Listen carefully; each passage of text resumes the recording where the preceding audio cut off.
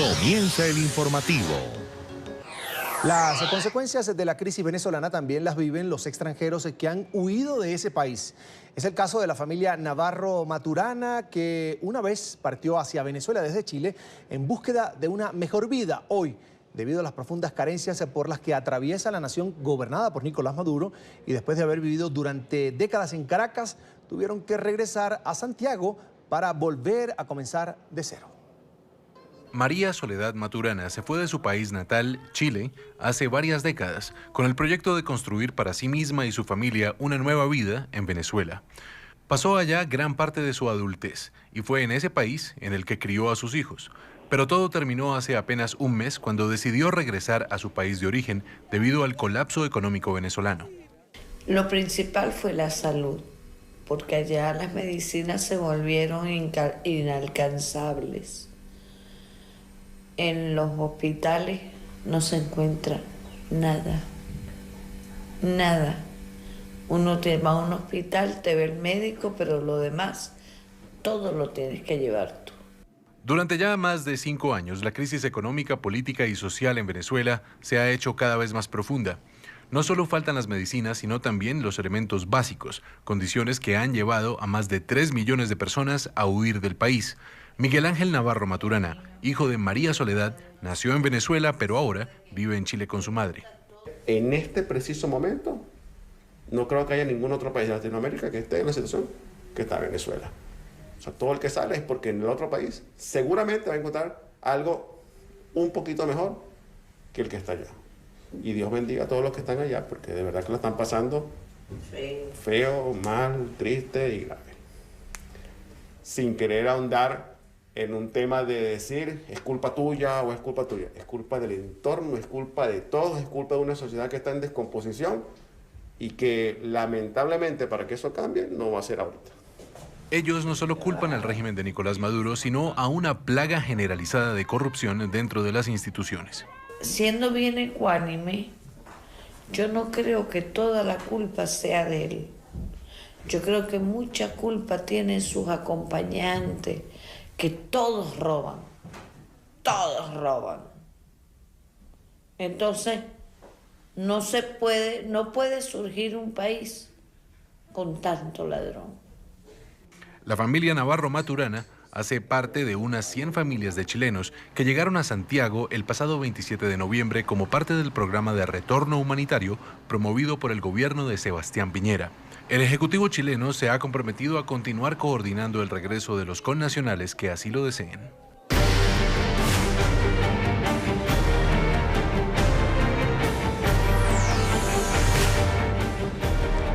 El Instituto Nacional de Migración de México presentó este jueves un informe en el que hace una radiografía sobre la situación actual de las caravanas de migrantes que pretenden entrar a los Estados Unidos. En el documento que fue presentado ante la Cámara de Diputados se hace un seguimiento detallado de la ubicación de los centroamericanos. Aquí lo revisamos. Comenzamos por destacar que la autoridad migratoria informó que actualmente en territorio mexicano hay 9.471 migrantes, personas que hacen parte de 4 diferentes caravanas. El ente migratorio señala que de la considerada primera caravana hay 450 personas en Baja California. Jalisco es la entidad que actualmente tiene más personas en tránsito. Allí hay 5.037 migrantes que van camino, algunos hacia Nayarit, otros hacia Sinaloa. Mientras que en Sonora se encuentran 358 centroamericanos. Entre tanto, los integrantes de la segunda caravana se encuentran en su totalidad en la Ciudad de México, es la capital. Allí hay 1.273 personas, 1.273 migrantes también centroamericanos. De la tercera y cuarta caravana, los migrantes se han ubicado en Veracruz y Sonora. En el primer estado se encuentran 2.027 personas, mientras que la segunda entidad, es decir, Sonora, hay 190 migrantes que se trasladan a la capital. Además, el Instituto Nacional de Migración informó que han sido 4.080 los migrantes que se han acogido al plan de retorno que ofrecieron las autoridades mexicanas, de los cuales 1.678 se han realizado vía aérea y 2.402 por vía terrestre. Vamos a cambiar de tema. Hay conmoción en Nicaragua luego de que un sacerdote fuera atacado con ácido sulfúrico en la catedral de Managua. El religioso adelantaba una jornada de confesiones para los feligreses, entre los que se encontraba su atacante, una mujer de 24 años que se le acercó y roció el ácido sobre su cuerpo. Según la arquidiócesis de la capital, el hombre de 59 años presenta quemaduras graves en el rostro, la espalda y los brazos. Pese a ello, se encuentra afortunadamente estable. La mujer sigue bajo custodia de la policía, que investiga los motivos del ataque. Agradecemos sus oraciones por la salud y recuperación del padre Mario Guevara, quien tiene 59 años de edad y sufre de diabetes. Invitamos a todos los fieles a unirse en oración por todos nuestros sacerdotes en este novenario, en honor a nuestra Madre, la Inmaculada Concepción de María. Y representantes de organizaciones civiles de Nicaragua denunciaron la constante violación a los derechos humanos en su país. Esto durante el periodo de sesiones de la Comisión Interamericana de Derechos Humanos. También volvieron a pedir la liberación de todos los presos políticos. Informe de nuestra cadena aliada, La Voz de América. Darwin Urbina, Amat Romero, Richard Bermúdez, Álvaro Corrado, Alvis Molina. Todos esos son nombres más que cifras que la Comisión Interamericana de Derechos Humanos enumera como fallecidos durante las protestas violentas en Nicaragua entre abril y agosto de 2018.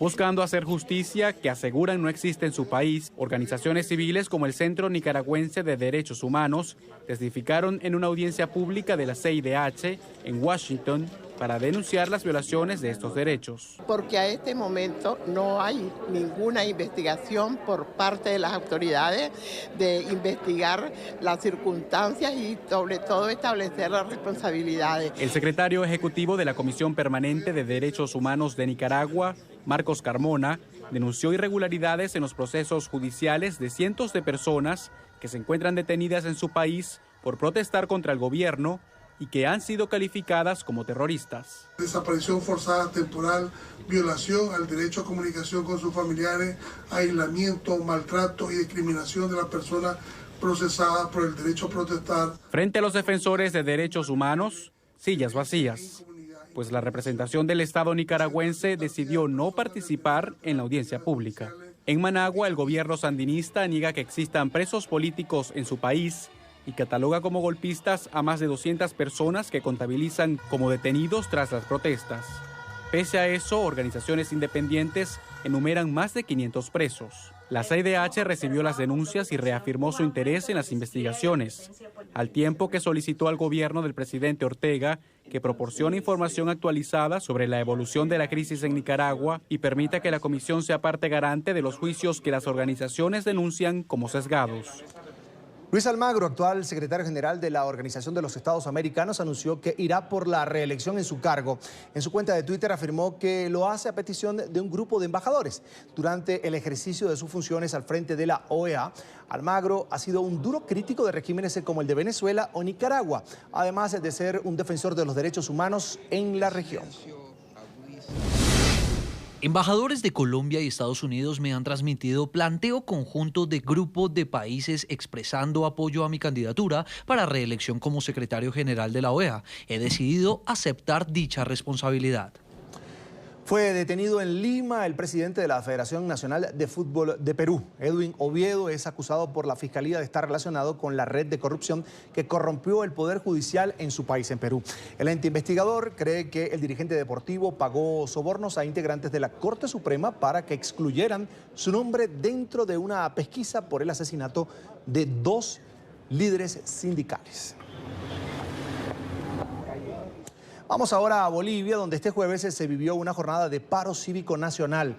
La oposición y plataformas sociales convocaron una huelga como medida de rechazo a la decisión del Tribunal Supremo Electoral de habilitar por cuarta vez la candidatura de Evo Morales a las elecciones presidenciales, esta vez del 2019.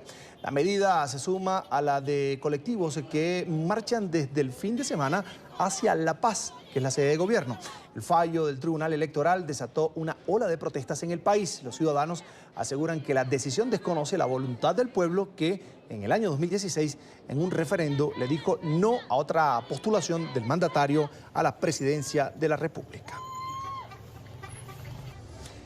Y en Chile, los empleados fiscales convocaron a una nueva jornada de paralización en rechazo a los despidos masivos que se han registrado en los últimos meses en varias instituciones públicas. Los trabajadores aseguran que durante la negociación del reajuste del salario mínimo para el año 2019, el gobierno del presidente Sebastián Piñera se habría comprometido a garantizar la estabilidad laboral.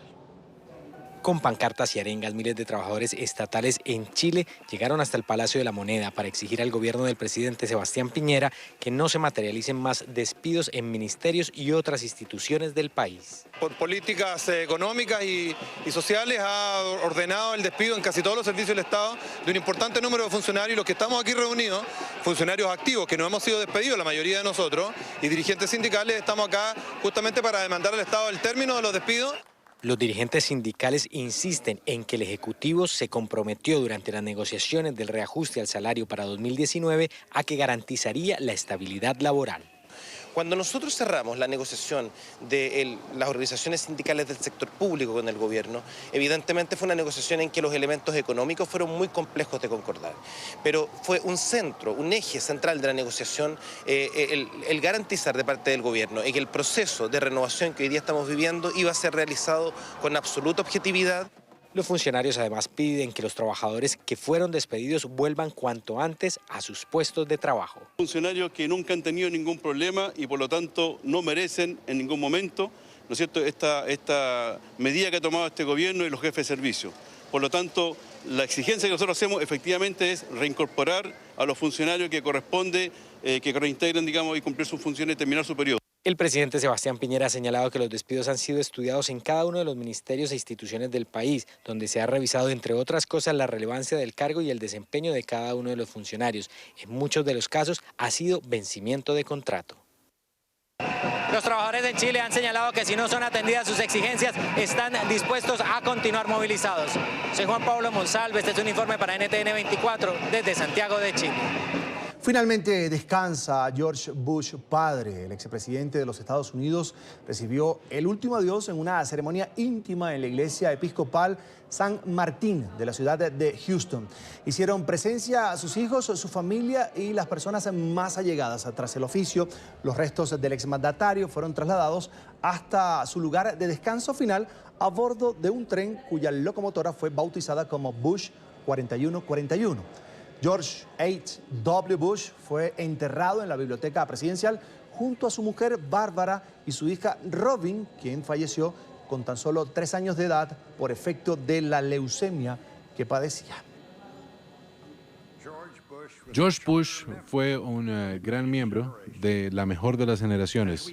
Mientras nos reunimos aquí para saludarlo, su servicio increíble a esta nación y al mundo ya están marcados para siempre en el mármol del tiempo. Después de convertirse en el aviador de la Marina más joven, sirvió en posiciones de cada vez mayor responsabilidad en nombre de su país: congresista, embajador en China y en las Naciones Unidas, director de la CIA y vicepresidente. Después, como la historia lo recordará fielmente, se convirtió en uno de los mejores presidentes de esta nación. Y, más allá de cualquier duda, el mejor presidente de un solo término. Tiempo de la primera pausa aquí en el informativo, y al volver, conmoción en Venezuela. 2 niños fueron asesinados cuando armaban el pesebre junto a su familia. Continuamos con el informativo.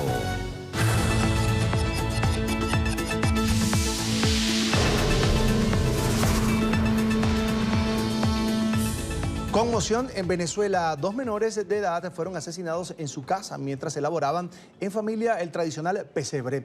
Según testigos, 8 efectivos de la Policía Nacional Bolivariana y un civil, sin mediar palabras, dispararon hacia la residencia. Otros 2 niños más resultaron heridos y están afortunadamente fuera de peligro. El hecho se registró en el kilómetro 0 de la vía panamericana que conecta la capital Caracas con la ciudad de Los Teques. Los vecinos y familiares de las víctimas exigen todo el peso de la ley para los responsables de este crimen. Este es el nacimiento. Quedó inconcluso. 2 de los niños que lo estaban fabricando fueron asesinados, mientras que otra niña y un niño resultaron heridos. La abuela de los menores presenció la balacera. Estaban mis hijos poniendo el nacimiento De repente llegaron ellos echando tiros y no sé. El niño le decía, no, señor, yo no he salido de aquí, estoy haciendo el nacimiento con mi tía. Y de todas maneras le dieron un tiro. Quiero que me le hagan justicia, Dios mío. Eran unos niños que no se metían con nadie.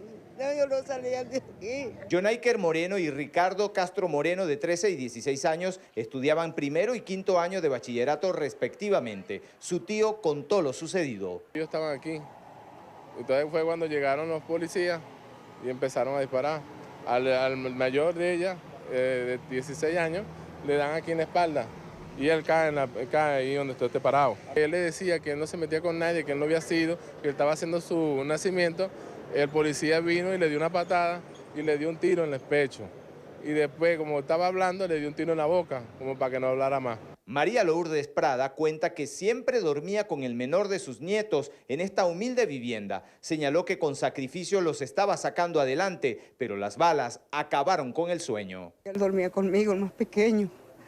Yo no sé, con la incomodidad de mi casa, todos mis niños dormían como podían. Yo los traía de San Juan para que vinieran a pasar la Navidad conmigo.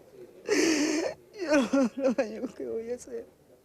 La intención de armar el nacimiento era colocar los humildes regalos de Navidad de esta familia. Entonces los niños no los podemos sacar para la calle.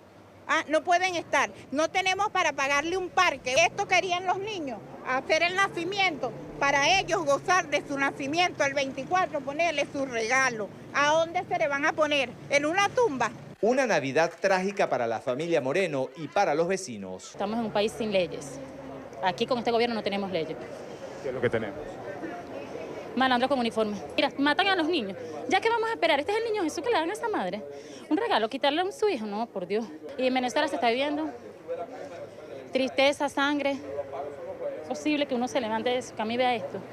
Las escaleras llenas de sangre de niños inocentes. De niños, porque si fuesen delincuentes comunes, pero son unos niños ya los que están cayendo. Ya no matan a delincuentes, ya matan a los hijos de uno, nuestros niños, nuestros bebés. Quienes viven en las zonas populares son los que más sufren la violencia. Lo que estamos viviendo es comunismo, que matan a cualquier pendejo y matado como un perro se queda en la carretera. Aquí están matando a los niños, están matando a la gente como que si fuéramos perros. Según el director de la Policía Nacional Bolivariana, 8 funcionarios y un civil ya están detenidos por este caso y enfrentarán la justicia de manera individual. En Caracas, soy Oliver Fernández, NTN 24. Seguimos en Venezuela porque fue detenido de forma arbitraria el periodista alemán Billy Six, quien presuntamente se encontraba en el occidente del territorio realizando reportajes sobre la crisis que se vive en el país.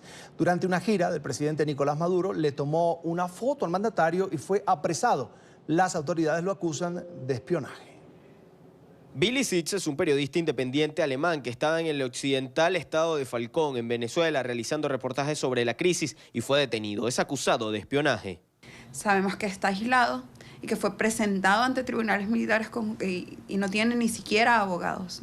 Nosotros hemos hecho algunas gestiones con sus familiares y con la embajada alemana. Le hemos pedido algún tipo de apoyo respecto al caso. No hemos tenido una respuesta oficial todavía. Presuntamente habría tomado una foto al presidente Nicolás Maduro durante una gira que realizaba por el lugar. Pero también hay muy poca información oficial. El gobierno no ha dado información oficial sobre su detención, ni los motivos, ni dónde se encuentra. Oficialmente se ha conocido que se encuentra en el SEBIN helicoide y que fue imputado por estos delitos de terrorismo y espionaje, pero además que tiene una defensa pública. Es completamente ilegal y arbitrario, no solamente la forma en la que fue detenido, porque, o sea, por tomar una fotografía no pueden detener a nadie. En todo caso, allí fallarían los anillos de seguridad del presidente si ese hubiese sido el caso. Pero no existe un delito. Nosotros creemos que no existe un delito por el cual él deba estar siendo procesado. Esta no es la primera detención o expulsión de periodistas extranjeros que realiza el gobierno nacional. En lo que va de año 2018, la ONG Espacio Público, encargada del seguimiento de la libertad de expresión en el país, ha detectado 8 casos similares. El patrón es eso, los detengo, ni siquiera les digo por qué los detengo, les hago borrar el material, los amedrento, los hostigo y los dejo libres o los expulso. Es bastante grave. Y esto lo hemos visto con periodistas ingleses, con periodistas alemanes, con periodistas argentinos. pero la situación es que no se les permite entrar a hacer trabajos ni de investigación ni reportar en Venezuela. Denuncian que los espacios son cada vez más restringidos para la prensa, la información oficial es cada vez más difícil de encontrar en el país. De hecho, hay una radicalización en el tratamiento a la persona que está haciendo, no solamente a los periodistas, a los infociudadanos, que pretende endurecer el trato a todo aquel que esté intentando generar información o difundir información contraria a lo que el sistema quiere imponer. A pesar de que se pudo conocer de forma extraoficial que el periodista alemán se encuentra detenido y aislado en la sede del Servicio Bolivariano de Inteligencia Nacional en el Helicoide, se desconoce su estado de reclusión. Intentamos comunicarnos con la Embajada de Alemania en Caracas para conocer más detalles sobre este caso, pero fue sin recibir respuesta. Desde Caracas, Venezuela, para NTN 24, Luis Alejandro Laya. Y fue desmantelada en Brasil una red de tráfico internacional responsable de enviar droga y armas a Uruguay. Durante el operativo de la policía brasileña, al menos 4 personas fueron detenidas, entre ellas el líder de esta organización.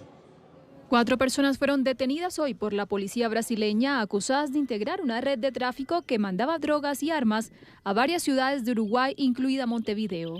La Policía Civil desplegó este jueves una operación contra esta facción criminal brasileña que operaba en el estado de Río Grande do Sul y estaba en consorcio con traficantes uruguayos. Según indicó la Policía de Brasil AF, la banda se empezó a expandir fuera de las fronteras de Brasil desde que en el vecino país comenzó a partir de julio de 2017 la venta legal de cannabis para uso recreativo en las farmacias. Las autoridades detuvieron hoy a 4 miembros de la banda que se suman a los 2 de nacionalidad uruguaya que ya fueron arrestados durante el desarrollo de las investigaciones. Entre los detenidos de este jueves se encuentra el supuesto líder de la facción brasileña, quien era el responsable de negociar con los traficantes uruguayos. De acuerdo con las investigaciones, la droga se enviaba desde Brasil hacia Montevideo y a otras ciudades de Uruguay como Río Branco, Melo y 33. Y la Asamblea Nacional de Ecuador aceptó la dimisión de la hasta este jueves vicepresidenta de la República, María Alejandra Vicuña. Con 95 votos a favor, el legislativo dio luz verde para que inicie el debate sobre quién será el reemplazo de Vicuña. Él o la sucesora de Vicuña deberá obtener el voto de al menos 70 de los 137 legisladores que integran la Cámara.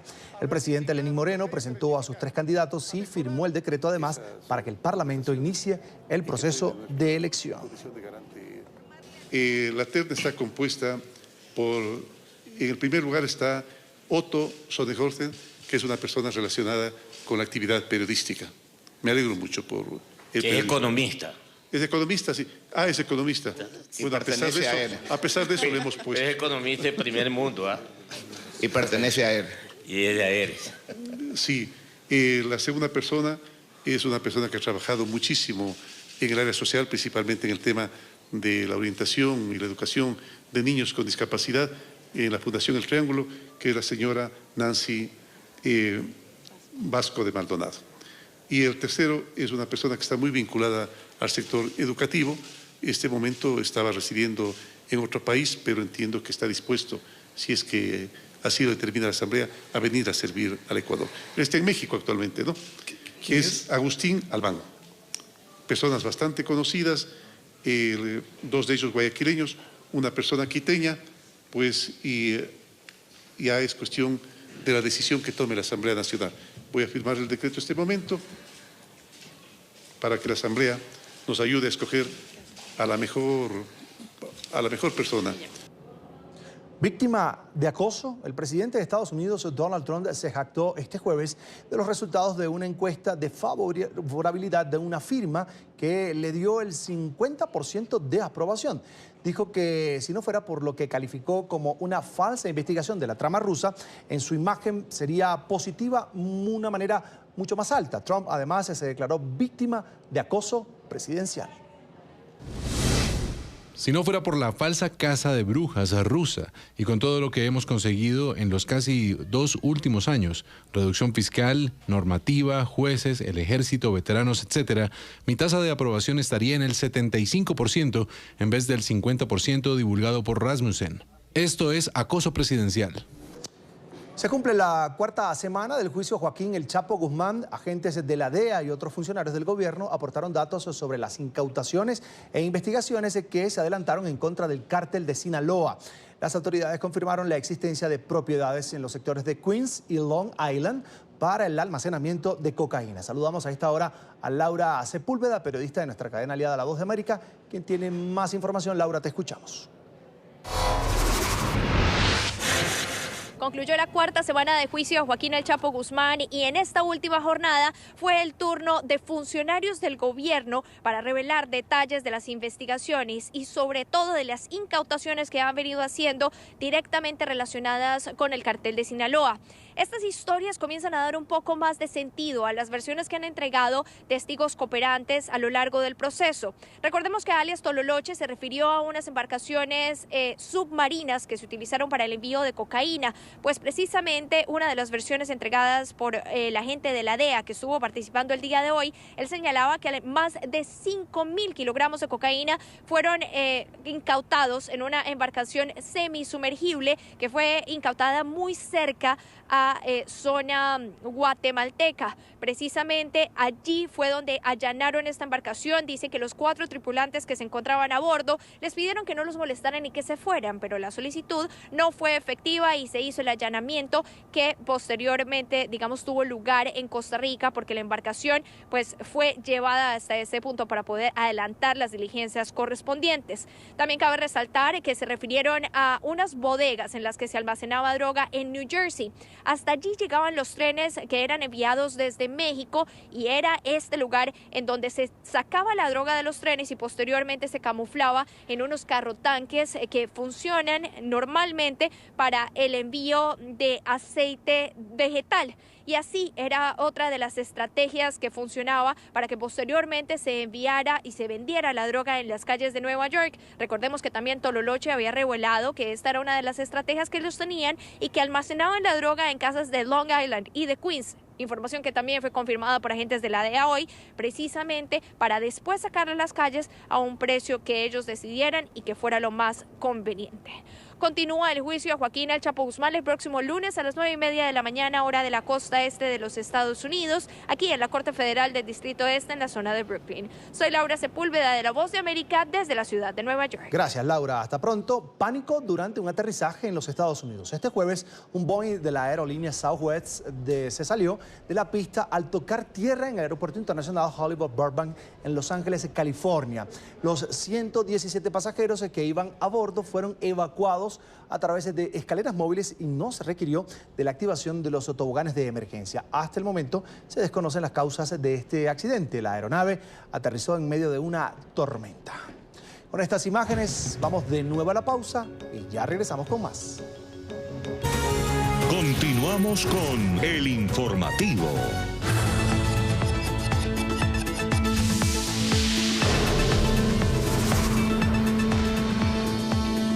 Las protestas de los llamados chalecos amarillos y los estudiantes contra las políticas del presidente Emmanuel Macron continúan y obligaron a paralizar el fútbol en Francia. Los partidos más importantes de la Liga 1 fueron suspendidos a pedido de las fuerzas de seguridad que deben movilizarse para contener las masivas manifestaciones programadas para el próximo sábado. Se agrava la situación en Francia. Las medidas tomadas por el gobierno de congelar el aumento de los precios de los carburantes no son suficientes para un pueblo enfurecido. El primer ministro, Edouard Philippe, anunció una suspensión de los impuestos previstos durante todo el 2019. El pueblo no quiere una postergación, exige una eliminación. Las manifestaciones siguieron multiplicándose este jueves. Estos son los enfrentamientos entre los estudiantes que decidieron bloquear sus centros educativos y las autoridades en la ciudad de Nantes. La solidaridad con el movimiento de los chalecos amarillos también se vivió en la capital. Los líderes del movimiento reconocen que solamente Emmanuel Macron en persona podrá poner fin a la cólera social, reconociendo la derrota de sus planes fiscales. Él es el padre de la nación y debe hablarle a los franceses con su estómago y con su corazón. Debe utilizar palabras que toquen al pueblo, debe decirles que los ha escuchado. Y también que el camino por el cual trató de avanzar en primera instancia, pues olvidó a gran parte del pueblo. Se planean nuevas manifestaciones para este próximo sábado. El gobierno teme una nueva explosión de violencia, pero hasta el momento mantiene la misma línea. El gobierno va a movilizar medios excepcionales que se van a agregar a los 65.000 fuerzas de seguridad que ya están desplegados en todo el país. Continuaremos llevando ante la justicia a las personas que sean sorprendidas en flagrantes delitos. Haremos pruebas de firmeza y combatiremos el odio y la violencia que se está expresando en las calles. La derecha pide al gobierno medidas extraordinarias para controlar los desmanes. Hay temores para el próximo sábado, son temores fuertes. El Palacio del Elíseo dice que teme incidentes violentos. Nos dicen que las fuerzas del orden también tienen ese temor. No comprendería que no se tomen las medidas necesarias. El presidente tiene que adoptar el Estado. El saldo de las protestas del fin de semana pasado fue de más de 230 heridos y centenares de detenidos. Se espera una alocución pública del presidente antes de las marchas de este fin de semana. La pregunta es si el pueblo escuchará el mensaje de un mandatario que cuenta hoy con una popularidad del 18%. Y el próximo sábado la Torre Eiffel será cerrada al público por temor a que pueda pasar, durante las protestas que se esperan en París, la capital.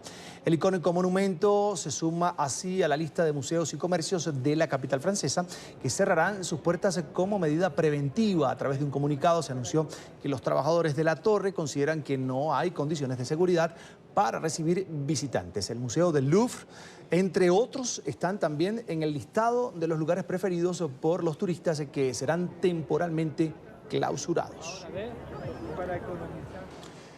Violentas protestas en Grecia por el aniversario del fallecimiento de un joven que fue asesinado a manos de un policía. Cerca de 800 estudiantes se manifestaron este jueves en el centro de Atenas en memoria de Alexis Grigoropoulos, un adolescente de 15 años asesinado por un policía. Este hecho ocurrió en el año 2008.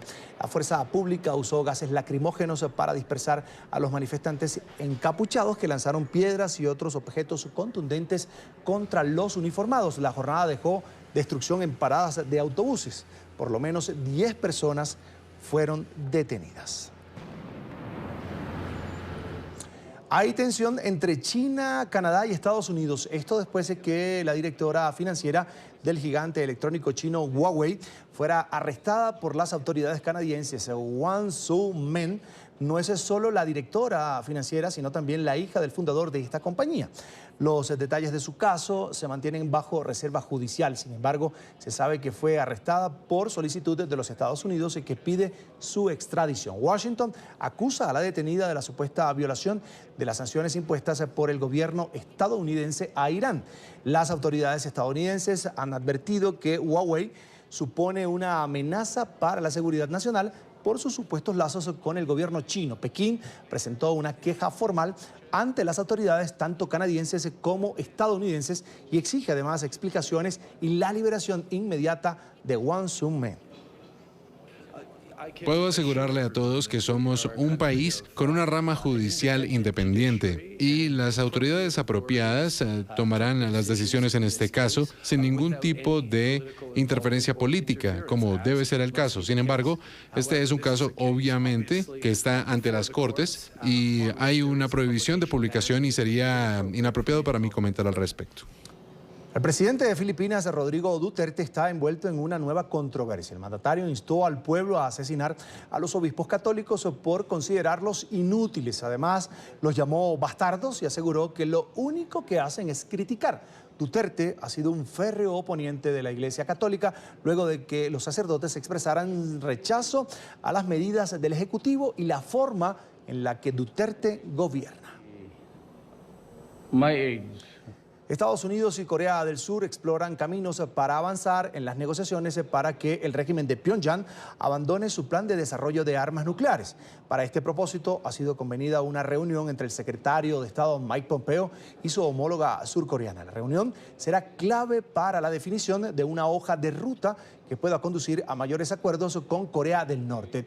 En particular, luego de que Washington cancelara los últimos contactos directos que había previsto con el representante de Kim Jong-un en Nueva York. NTN 24 está en el lugar de la noticia con Alejandro Rincón.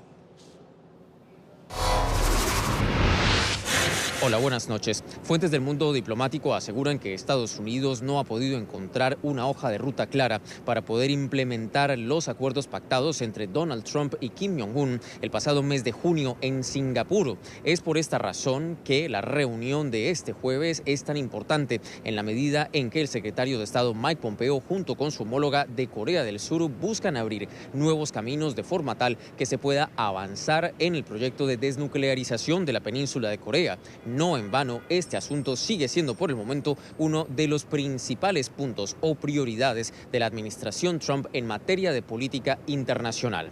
Después del encuentro que tuvieron ambos ministros de Relaciones Exteriores, la portavoz del Departamento de Estado entregó las siguientes declaraciones. Hoy el secretario de Estado Mike Pompeo se reunió con el ministro de Relaciones Exteriores de la República de Corea, Kang Kyung-hwa. El secretario y el ministro de Relaciones Exteriores reafirmaron la alianza de los Estados Unidos y la República de Corea y se comprometieron a mantener una estrecha coordinación para garantizar la desnuclearización final y completamente verificada de Corea del Norte. La sesión entre ambos ministros de Exteriores de este jueves sucede luego de que el pasado domingo el presidente Donald Trump asegurara que existe la posibilidad de generar una segunda cumbre con el líder del régimen norcoreano, una sesión que todavía no tiene fecha ni tampoco sede. Asimismo, está por verse de qué manera este encuentro entre el secretario de Estado Mike Pompeo con su homóloga de Corea del Sur puede abrir nuevos caminos y sobre todo hallar nuevas posibilidades para que avancen esas negociaciones para lograr la desnuclearización definitiva de la península coreana. Es todo lo que tenemos para ustedes por ahora. Continúen con más en el informativo. Alejandro, gracias. Los efectos del calentamiento global ya provocaron una extinción masiva de especies en el pasado, según un estudio publicado por una revista especializada y realizado por expertos de las universidades estadounidenses de Washington y Stanford. Hace 252 millones de años el cambio climático fue el responsable de la desaparición del 96% de la fauna marina. La investigación combina modelos climáticos y del metabolismo animal con datos de laboratorio para entender las causas de la extinción en masa que se produjo a finales del llamado período pérmico. Un aumento en las temperaturas del mar pues dejó a los animales sin oxígeno suficiente, provocando una ola de muerte sin precedentes. Llegamos así a la última pausa en esta emisión de noticias y al volver, así finalizamos este informativo en NTN 24, el canal de las Américas. Sigan informados por Twitter, nuestra cuenta es @NTN24 y recuerde que todas las noticias están en nuestro sitio en internet www.ntn24.com.